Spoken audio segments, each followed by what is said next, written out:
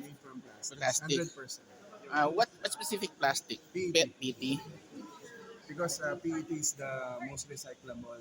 Yeah, form of for plastic. bottle, including this, all these. Yes. What's your process for transforming Uh, the? this is the PET bottle. No? And Mm. then from that, magiging flakes. Ah, Flakes. okay. So you crush it.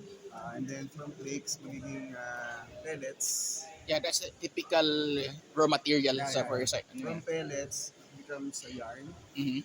It goes through an extrusion machine. Then Yep. from there, magiging fabric na siya.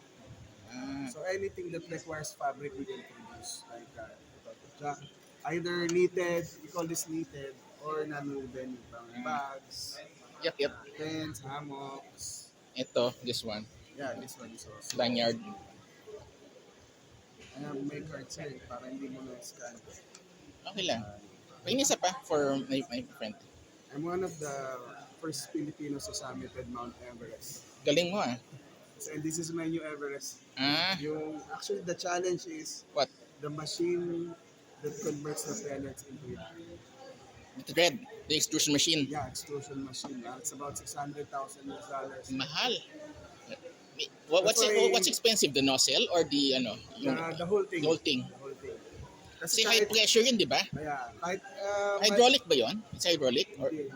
It's forget the exact term, but it's not hydraulic. baka motor siya? And Step.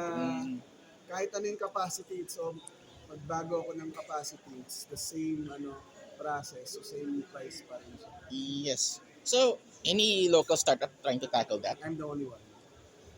Good luck to you. Yeah. And we are now number 2. And with Signer Flight, we do drone development boards and drones.